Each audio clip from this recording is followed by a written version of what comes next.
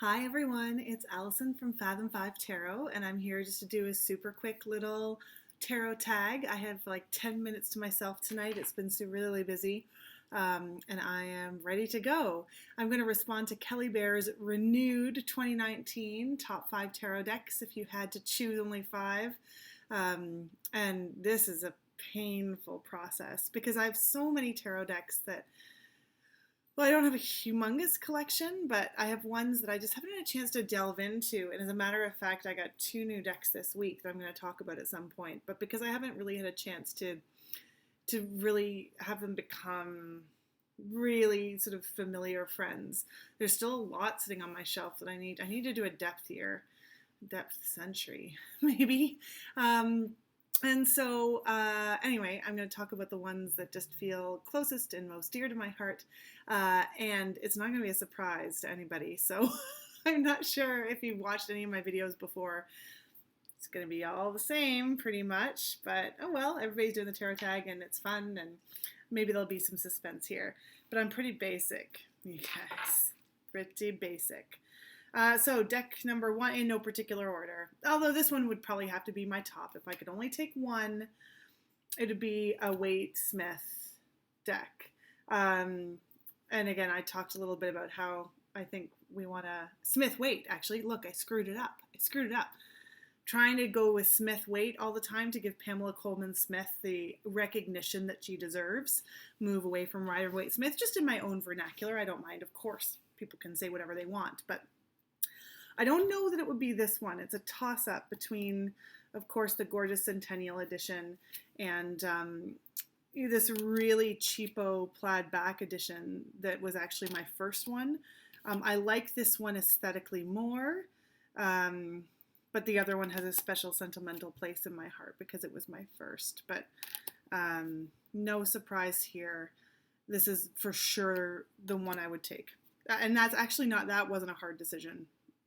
And I've been at this now for a couple of years. I still consider myself a real noob compared to lots of people. I'm kind of shy about it. I don't do a ton of readings for people other than myself, unless it's my close friends and they ask for it. Why did I start that sentence? Because I'm noob. I don't know. Maybe it was going to be interesting. I don't know. But I love it. I love the Waite Smith. I love this edition. And I know what I was going to say. I have one Marseille deck and I have a Lenormand deck, and I have no desire to use them. I bought them because I think they're beautiful, so I fully stand by that. But right for now, the Smith Waite. Sorry, this is off to a terrible start. The Smith Waite deck. For me is where it's at. So that would be my number 1. Ride or die, no question. And then the rest are in no particular order. Yeah, it'd be too hard, and I don't have that kind of time. So second on my list is the Anna Kay Tarot. This one came as such a surprise to me. And again, I've talked about this before. You can see actually that it's wearing, because I use it a lot. The backs, I don't know if it'll show up. The backs especially are getting worn. So much so that I'm thinking of getting another independent version just in case she runs out one day. I love this deck, even though aesthetically it didn't initially really appeal to me. And I got it largely on the recommendations of other YouTubers who said it's just so fantastic. And they're 100% right. I love the stories this deck tells. It's such a great reader.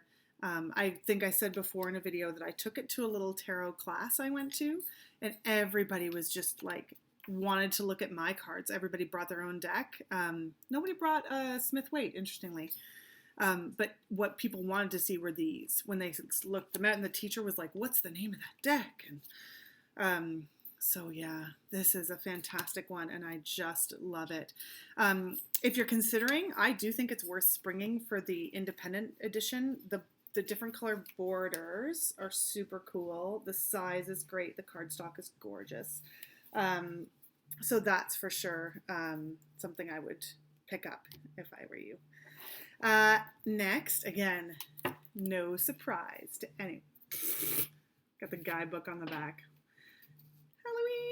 Halloween tarot. Sorry, my phone's buzzing. I love it so much.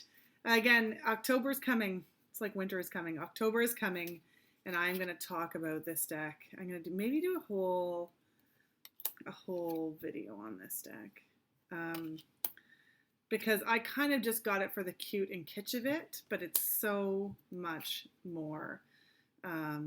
It is fantastic. And I love the cute and kitsch of it. I don't have a ton of cute decks.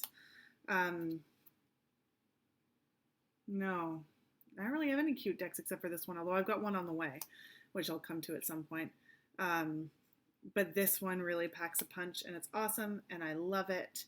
And I get frustrated that I don't see more about it because it's so great. So I'm going to keep on loving it until people listen to me and get one and use it more.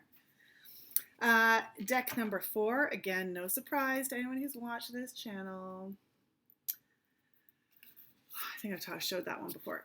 What can I say about the Naked Heart Tarot? Man, such a beauty. It just really works for me. I know lots of people love this deck. I love animals, as you'll see in a moment. I love that energy. I love the minimalist nature, but yet they're so thoughtful, the details, the beauty of it. The cardstock is great.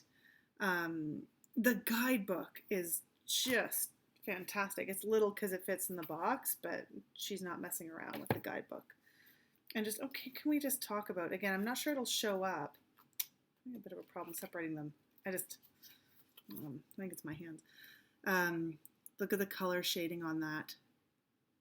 It's just, that combination of color and black and white really works for me. Yeah, what a great deck. I love it. I don't really do anything with crystals, but I know that's a crystal grid for if that floats your boat. Oh, I could just go on and on about it. I just think it's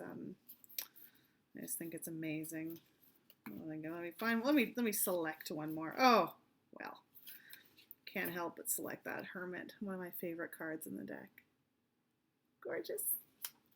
And finally, actually, I probably shouldn't put these next to each other because they're so similar. But it is the Wild Unknown.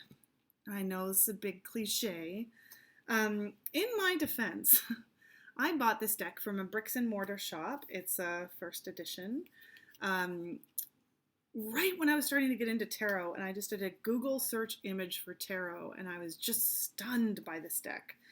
And I raced to the store. I was in a different city, and the one store happened to have it. I called them, and I went and purchased it, and went to a different store to buy the guidebook, which I don't actually love, because it was just an art store, so they only had the deck and not the book. They came separately in those days.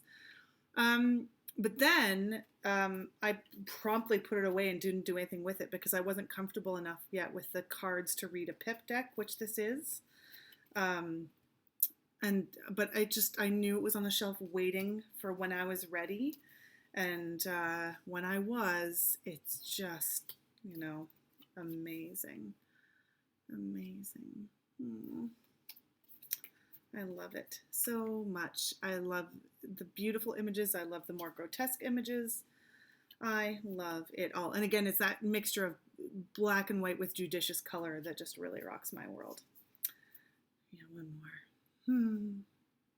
So now I got a bunch of new decks, which is crazy, that have been coming in, and I just have not had time. They're all in their wrapping. They're all in their packaging. I haven't done anything with them. So I reserve the right to change my opinions about any of these at the drop of a hat. And if Ethany does another Tarot January challenge, then maybe it'll all change. Maybe 5 new ones in a few months. But as of today, these are my 5. So I hope you enjoyed that. And I know I'm really late on this one, so I've been enjoying watching everyone else's. And I hope you have a great night. Bye.